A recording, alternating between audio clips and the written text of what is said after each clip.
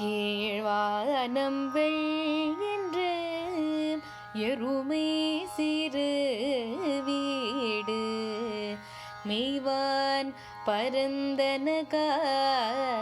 மீக்குள்ள பிள்ளைகளும்